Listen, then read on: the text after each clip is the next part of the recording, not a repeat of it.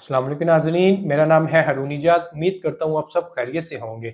यहूदियों ने तुरैत के अंदर ना सिर्फ तब्दीली की थी, अपनी मर्जी की चेंजिंग की थी, बल्कि इसके साथ साथ यहूदियों ने तुरैत की मुख्तलिफ तरह की तफासीर भी लिखी थी। यहूदियों ने तुरैत की जो सबसे पहली तफसीर लिखी थी उसका नाम है मिशना।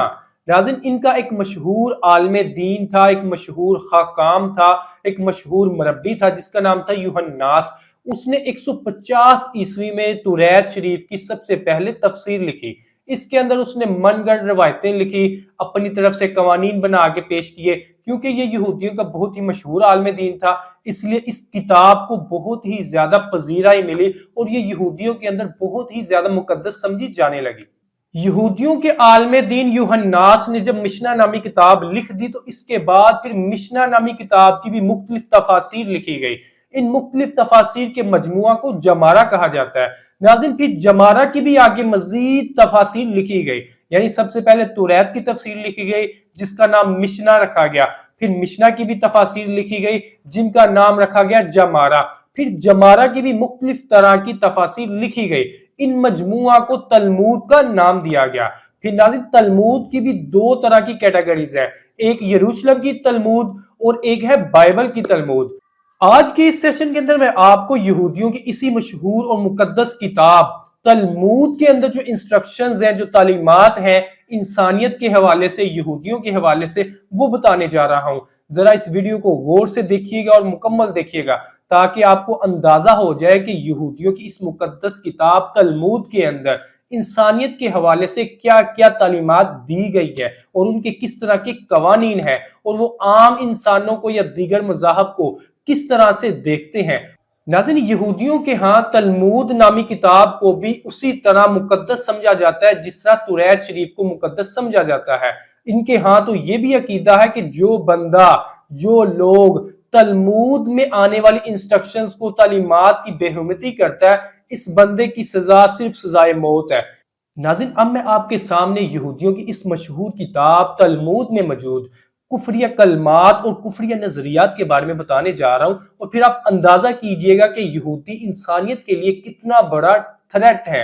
नंबर एक, यहूदी उल्मा की तालीमात में रद्दोबदल और इनकी खिलाफ वर्जी नामुमकिन है, ख्वाह अल्लाह का हुक्म ही क्यों ना हो। अल्लाह और यहूदी आलमों के दरमियान एक मसला में सख्त इख्तलाफ हुआ, फिर एक आलम दीन से रजू किया गया जिसने अल्लाह की गलती का फैसला किया। अस्तगफिरुल्लाह। यानी इस कौल के अंदर देखें, वो कह रहे हैं कि जो यहूदी उल्मा की राय है, जो इनकी तालीमात है, इसका कोई भी इनकार नहीं कर सकता। अगरचे अल्लाह ताला भी हुक्म दे दे फिर भी आप यहूदी उल्मा की नजरियात का, तालीमात का इनकार नहीं कर सकते। नंबर दो, दिन के 12 घंटे होते हैं। इब्तदाई 3 घंटों में अल्लाह शरीयत का मुतालिया करता है, दूसरे 3 घंटों में हुक्मरानी करता है, तीसरे 3 घंटों में आलम को खिलाता और पिलाता है और आखिरी 3 घंटों में मछलियों के बादशाह के साथ खेलता है। अस्तगफिरुल्लाह। नंबर 3, हैकले सुलेमानी की वीरानी के फैसला की गलती को अल्लाह ने तस्लीम कर लिया और वो रोने और चिल्लाने लगा और कहने लगा, मेरी तबाही हो कि मैंने अपने घर की वीरानी, हैकल को जलाने और अपनी औलाद के लुटने पुटने का ऐलान कर दिया। अस्तगफिरुल्लाह। नंबर 4, यहूदियों को इस हरमान नसीबी की हालत में छोड़ने पर अल्लाह परेशान होता है। वो अपने चेहरा को जदोकोब करता है और रोजाना रोता है। इसकी आंखों से 2 आंसू समंदर में गिरते हैं तो इनका शोर दुनिया के एक किनारे से दूसरे किनारे तक सुना जाता है और तूफान आता है और जमीन हचकोले लेती है और जलजले आ जाते हैं। अस्तगफिरुल्लाह। नंबर 5, बाज शैतान आदम की औलाद है। आदम का एक शैतान खतून लिल्लत से 130 साल ताल्लुक रहा। इससे बहुत से शैतान पैदा हुए। इस दौरान हव्वा का भी शैतानों से ताल्लुक रहा और इनकी औलाद भी शैतान हुई। अस्तगफिरुल्लाह। नंबर 6, यहूदियों की रूहें तमाम जानदारों की रूहों से मुमताज हैं। वो अल्लाह का जुज्व है जैसा कि बेटा बाप का जुज्व होता है। दीगर इंसानों की रूहें शैतानी हैं और हैवानों की रूहों से मुशाबा हैं। नंबर 7, जन्नत सिर्फ यहूदियों का हक है, जहन्नम ईसाइयों, मुसलमानों और तमाम मुनकरीन के लिए है। यहूदियों के मसीह इसी वक्त आएंगे जब शर पसंदों की हुकूमत खत्म हो जाएगी। मसीह की आमद पर जमीन से नेमतें उबलेंगी اور ہر یہودی کے 2800 غلام ہوں گے۔ نمبر 8، ہر یہودی کو اس کی کوشش کرنی چاہیے کہ دنیا کی دیگر قوموں کی حکومت باقی نہ رہے تاکہ صرف یہودیوں کا غلبہ ہو، اور یہودیوں کے غلبہ و اقتدار سے پہلے زبردست جنگ ہوگی جس میں دنیا کی 2/3 آبادی ہلاک ہو جائے گی۔ 7 سال تک یہودی ان ہتھیاروں کو جلاتے رہیں گے جو انہیں مال غنیمت میں ملے ہوں گے۔ اس وقت یہودیوں کے دشمنوں کے دانت 22 گز نکلے ہوں گے۔ نمبر 9، عیسائی کو ہلاک کرنا ضروری ہے۔ عیسائی کے ساتھ عہد و پیمان کی کوئی حیثیت نہیں۔ یہ دینی فریضہ ہے کہ یہودی 3 مرتبہ مذہب کے بڑوں اور دیگر تمام دشمنوں پر لعنت بھیجیں۔ نمبر 9، عیسیٰ نعوذ باللہ جہنم کے سخت عذاب میں ہے۔ اس کی ماں مریم باندار نامی فوجی کے ساتھ ملوث ہوئی اور عیسیٰ پیدا ہوا۔ عیسائی کلیسا کوڑا گھر کی مانند ہے اور ان میں تقریر کرنے والے بھونکنے والے کتے ہیں۔ استغفر اللہ۔ نمبر 10، اسرائیلی خدا کے نزدیک فرشتوں سے افضل ہے۔ اگر کوئی غیر اسرائیلی کو مارتا ہے تو وہ خدا کی عزت پر حملہ آور ہوتا ہے اور مستحق سزائے موت ہے۔ اگر یہودی نہ ہوتے تو زمین میں برکت نہ ہوتی۔ یہودی اور دیگر لوگوں میں فرق ایسا ہی ہے جیسا کہ انسان اور حیوان میں دوسرے لوگ کتے ہیں۔ مقدس تہوار نہ کتوں کے لیے ہے نہ غیروں کے لیے۔ غیروں کو کھلانے سے کتوں کو کھلانا افضل ہے۔ جو یہودی نہیں وہ گدھا ہے۔ تمام اقوام جانوروں کے باڑوں کی طرح ہے۔ یہودی مذہب سے نکلنے والا نجس خنزیر ہے۔ اس کو اللہ نے انسانی شکل میں یہودیوں کی خدمت کے لیے پیدا کیا ہے۔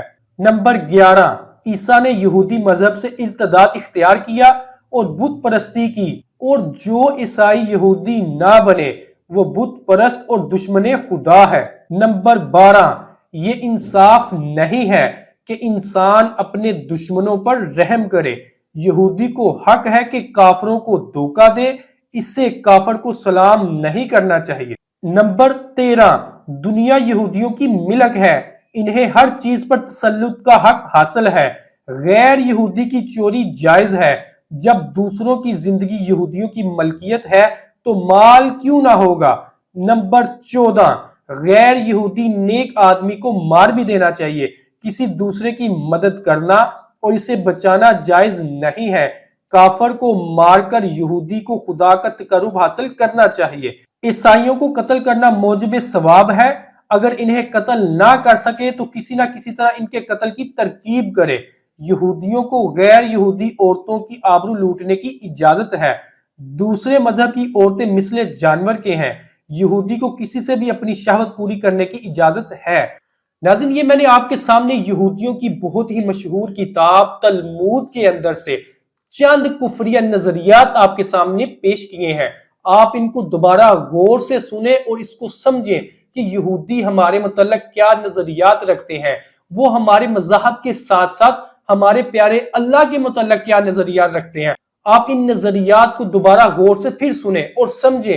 آپ کو سمجھ جانا چاہیے کہ یہودی انسانیت کے لیے کتنا بڑا تھریٹ ہے۔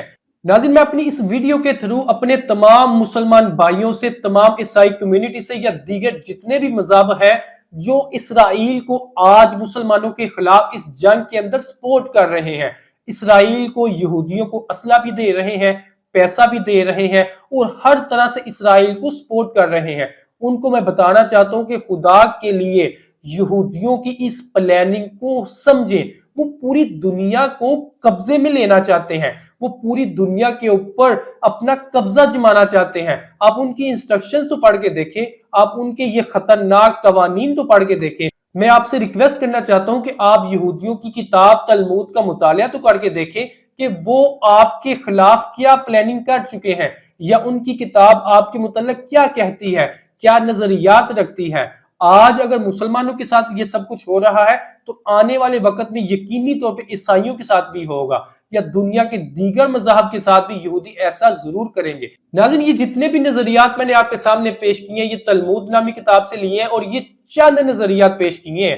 ان کی کتاب تو اس طرح کے کفریہ کلمات سے، کفریہ نظریات سے بھری پڑی ہے۔ خدا اپنی آنکھیں کھولیں۔ میں عیسائیوں سے بھی ریکویسٹ کرتا ہوں کہ یار وہ آپ کے بھی دشمن ہیں، اگر یہودی آج مسلمانوں کو قتل کر رہے ہیں، ذبح کر رہے ہیں، تو کل آپ کی بھی باری ہے۔ اگر آپ ہسٹری کا مطالعہ کریں تو آپ کو اندازہ ہو جائے گا کہ حضرت عیسیٰ علیہ السلام کے اوپر انہوں نے کتنے ظلم کیے تھے، یا عیسائی کمیونٹی کے اوپر یہودیوں نے کتنے زیادہ ظلم کیے تھے۔ خدا را ان کو سپورٹ کرنا بند کریں، یہ انسانیت کے سب سے بڑے دشمن ہیں۔ اگر بت ہے جماعت کی آستینوں میں، مجھے ہے حکم ازاں لا الہ الا اللہ۔ اگر آپ کو اس ویڈیو کے حوالے سے یا یہودیوں کے حوالے سے یا تلمود نامی اس کتاب کے حوالے سے کوئی بھی سوال ہے تو آپ مجھے کمنٹ کر کے پوچھ سکتے ہیں۔ انشاءاللہ میں کوشش کروں گا کہ آپ کے ہر سوال کا جواب دے سکوں۔ Thank you. اللہ حافظ۔ پاکستان زندہ باد۔